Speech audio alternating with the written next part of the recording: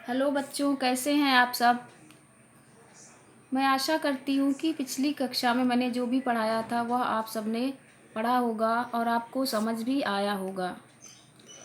तो जैसा कि आप सबको मालूम है कि पिछली क्लास में मैंने आप सबको आदिकाल की विशेषताएं बताई थी, तो उसी क्रम में आज मैं आप लोगों को आदिकालीन साहित्य के विषय में बताऊंगी। आदिकाल में कौन कौन से कवि हुए, उनकी कौन कौन सी रचनाएं हुई, उनके विषय में आप सबको मैं बताऊंगी। तो चलिए फिर शुरू करते हैं। तो सबसे पहले आदिकालीन साहित्य में हम सबसे पहले रासो साहित्य की ओर नज़र डालेंगे। रासो साहित्य, जैसा कि आप सबको मैंने पिछली क्लास में भी बताया था कि रासो साहित्य जो है वो उसके कवि जो थे वो राजाश्रित थे, किसी न किसी राजा के आश्रय में रहते थे और उनकी पराक्रम और शौर्य की अतिशयोक्तिपूर्ण प्रशंसा करते थे अपनी रचनाओं में। तो उन्हीं कवियों का वर्णन नीचे दिया जा रहा है, जिसमें सर्व प्रमुख हैं चंद बरदाई और जिनकी रचना है पृथ्वीराज रासो। और इस साहित्य के दूसरे कवि जो है वो हैं नरपति नाल और उनकी रचना का नाम है बीसल देव रासो। तीसरे कवि हैं जगनिक और उनकी जो रचना है वो है परमाल रासो, जिसको कि आल्ह खंड भी कहा जाता है। ये आल्हा के रूप में गाया जाता है, इसलिए इसका एक नाम आल्ह खंड भी है। और इस साहित्य के जो चौथे कवि हैं वो हैं दलपति विजय। कौन है?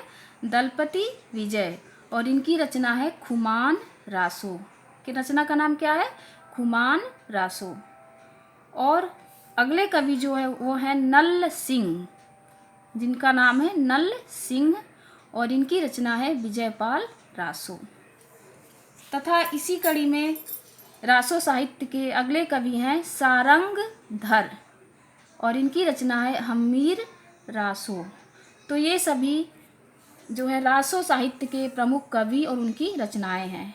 यहाँ पर एक बात ध्यान देने की है कि आचार्य रामचंद्र शुक्ल ने चंद बरदाई को हिंदी का प्रथम कवि माना है।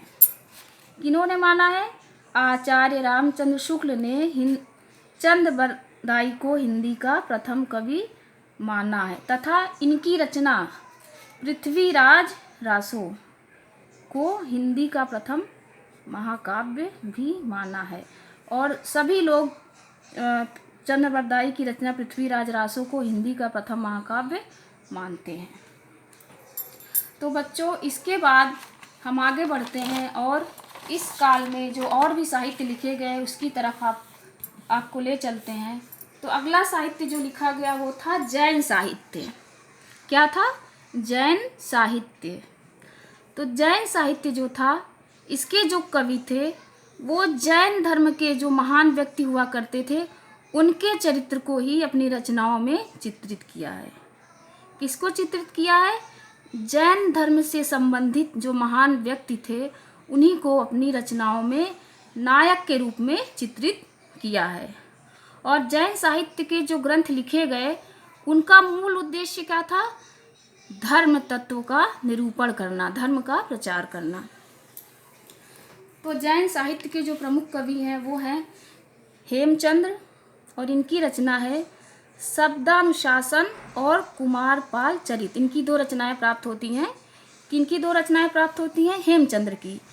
हेमचंद्र की दो रचनाएं हैं, एक तो है शब्दानुशासन और दूसरी है कुमारपाल चरित। दूसरे कवि जो हैं वो हैं सोमप्रभ सूरि।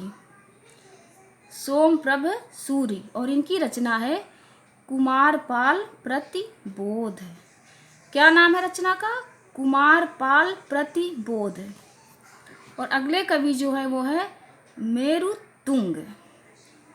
मेरुतुंग की रचना का नाम है प्रबंध चिंतामणि। क्या नाम है? प्रबंध चिंतामणि। अगले कवि जो है वो है शालिभद्र सूरि। शालिभद्र सूरि की रचना का नाम है भरतेश्वर बाहुबली रास। भरतेश्वर बाहुबली रास, ये किसकी रचना है? शालिभद्र सूरि की। और इसी क्रम में जो अगले कवि हैं वो हैं आसगु। क्या नाम है? आसगु। और इनकी रचना है चंदन बाला रास। तो चंदन बाला रास जो है वो कवि आसगु की रचना है। तथा अगले कवि जो हैं जिनधर्म सूरि, कवि का नाम है जिनधर्म सूरि और इनकी रचना है स्थूलभद्र रास। जिनधर्म सूरि की रचना का क्या नाम है? स्थूलभद्र रास। तथा अगले कवि हैं विजयसेन सूरि।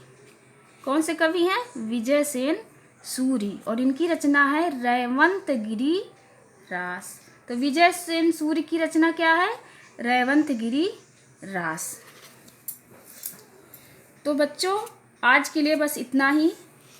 आप सबका ये काम है कि मैंने जो भी पढ़ाया है उसको बहुत भली भांति पढ़िएगा और इसको याद भी कर लीजिएगा। तो फिर मिलते हैं अगली कक्षा में, तब तक आप लोग पढ़ते रहिए और अपना ध्यान रखिए।